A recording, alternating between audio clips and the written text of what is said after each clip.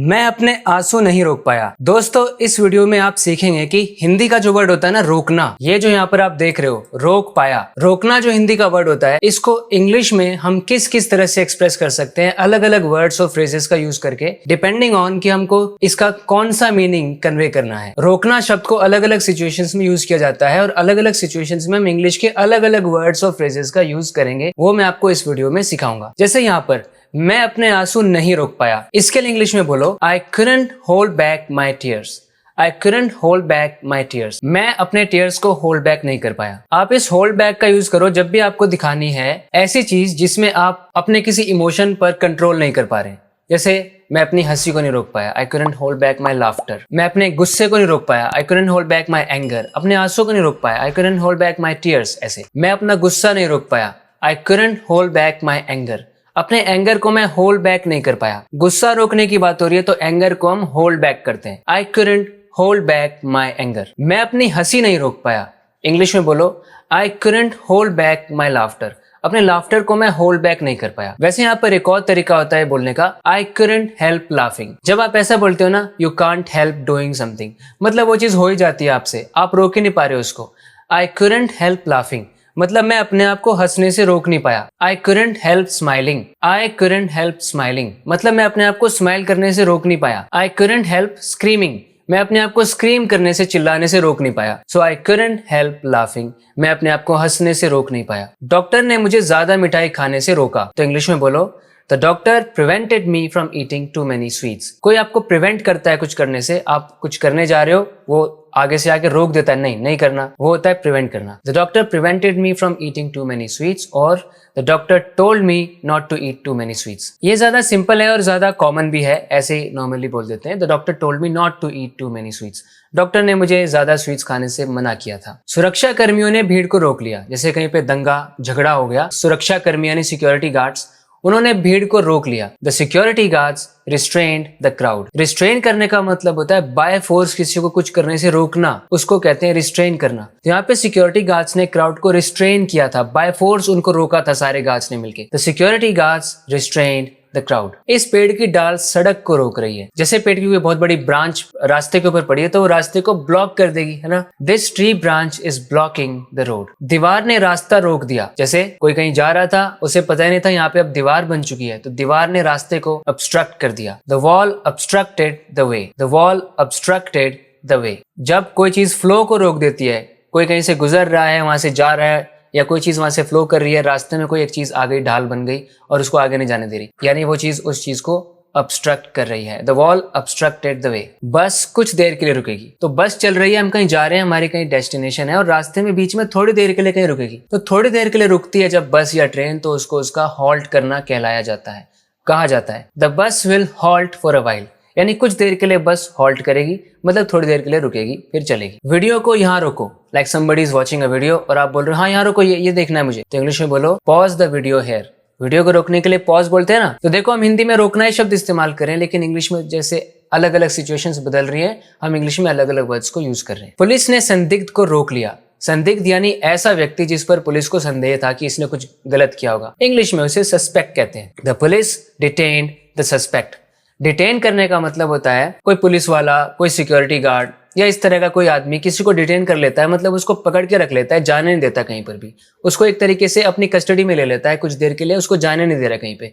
इस तरह रोक लेने को डिटेन करना कहते हैं। The police detained the suspect. Suspect को कहीं जाने नहीं दिया पुलिस ने, उसको वहीं पे रोक के रखा। ट्रैफिक ने हमें आधे घंटे तक रोक के रखा। अब ट्रैफिक हो गया रास्ते पे बहुत ज्यादा, वहीं पे ट्रैफिक जैम हो गया, वहीं पे फंसे रहे, तो इंग्लिश में बोलो the traffic held us up for half an our.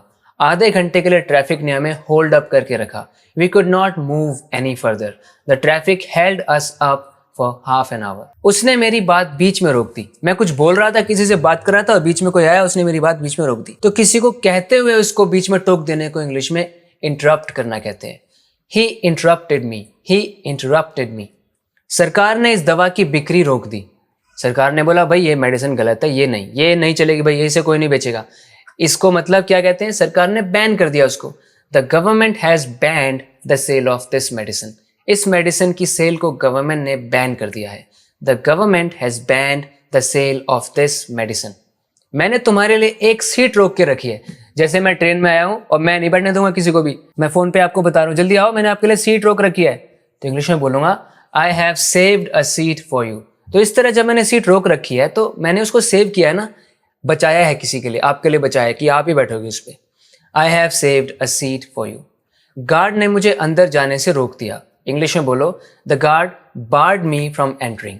बार एक थोड़ा फॉर्मल वर्ड है, जब इसको आप एज अ वर्ब यूज करते हैं तो इसका मतलब होता है किसी को कहीं जाने से रोक देना, कुछ करने से रोक देना। Bar someone from doing something. So the guard barred me from entering. Guard ने मुझे अंदर जाने से रोक दिया। इस इलाके में बाहरी लोगों का प्रवेश रोक दिया गया है, अब वो नहीं आ सकते हैं, रिस्ट्रिक्शन लग गई है। जी हाँ, यही वर्ड है। Outsiders are restricted from entering this area. इस एरिया को एंटर करने से आउटसाइडर्स रिस्ट्रिक्टेड हैं, वो नहीं आ सकते इस एरिया में। Outsiders are restricted from entering this area. उसने अपनी पढ़ाई कुछ समय के लिए रोक दी। तो इंग्लिश में बोलो he put his studies on hold for a while. You put something on hold, आप यानी उसे पोस्टपोन कर देते हो, बाद में करेंगे भाई, अभी तो रोक दिया उसको, यानी उसको होल्ड पे रख दिया। He put his studies on hold for a while. उन्होंने शादी कुछ महीनों के लिए रोक दी, मतलब बाद में करेंगे, अभी नहीं कर रहे, बाद में करेंगे। They postpone the wedding for a few months. कुछ महीनों के लिए उन्होंने वेडिंग को पोस्टपोन कर दिया, मतलब बाद में होगी, अब उन्होंने उसको पुट ऑफ कर दिया। पोस्टपोन को पुट ऑफ करना भी कहते हैं। They postpone the wedding for a few months. उसने मेरी तनख्वाह का एक हिस्सा रोक लिया। जैसे उसने मुझे 20,000 देने थे, अब उसने मुझे 15,000 दे दिए, 5,000 रोक लिए। तो जब किसी को चीज़ देनी है लेकिन वो वापस पंजा मार के अपने पास से रख लेता है, छोड़ ही नहीं रहा है उसको, यानी वो उस चीज़ को विद होल्ड करके बैठा हुआ है, उसको आगे नहीं बढ़ने दे रहा, आगे नहीं जाने दे रहा, रोक लिया, पैसों को रोक लिया। ही withheld a portion of my salary। मेरे सैलरी के एक पोर्शन को उसने withheld यानी withhold कर लिया। withhold की सेकंड फॉर्म withheld। withhold करना, अपने पास रख लेना, किसी को लेने ना देना। कंपनी ने बोनस रोक दिया, तो कंपनी को बोनस देना था लेकिन उन्होंने मना कर दिया, भाई अभी नहीं दे रहे हैं, मतलब withhold कर लिया। The company withheld the bonus. Company ने बोनस को withhold कर लिया, मतलब दे withheld it. The company withheld the bonus. हमें अपने खर्चे रोकने चाहिए। इंग्लिश में बोलो we should curb our expenses. कर्ब का यूज करो जब किसी अनवांटेड चीज को आपको हटाना है, उसे रोकना है, तो कर्ब का यूज। जैसे आप अपनी टेम्पटेशन को कर्ब करो, अपने एक्सपेंसेस को कर्ब करो। So we should curb our expenses. बंधक को एक कमरे में रोक कर रखा गया था, मतलब बंदी को, बंदी बना लिया गया किसी को, यानी उसको हॉस्टेज बना लिया गया। The hostage was held captive in a room. Captive बनाकर उसको रखा गया, कैप्टिव बना लिया उसको, मतलब बंदी बना लिया, वहां से वो कहीं जा नहीं सकता था। The hostage was held captive in a room. Hostage को एक रूम में कैप्टिव रखा गया। मैंने मीठा खाने से खुद को रोक लिया। मेरा मन कर रहा था लेकिन फिर मैंने खुद को रोक लिया। तो जब आपका कुछ मन कर रहा है करने को और आप खुद को रोक लेते हो, वैसे रोकने को खुद को रिफ्रेन करना कहा जाता है। आई refrain from eating sweets. Refrain my self मत बोल देना, ये ऐसे ही होता है। आई refrain from eating sweets. Refrain के अंदर ये मीनिंग छुपा हुआ है, खुद को रोक लेना, तो माई सेल्फ लगाने की जरूरत नहीं है। सरकार ने हड़ताल रोक दी। जैसे लोगों ने स्ट्राइक चला रखी थी, उस स्ट्राइक को सरकार ने एंड कर दिया। The government put an end to the strike.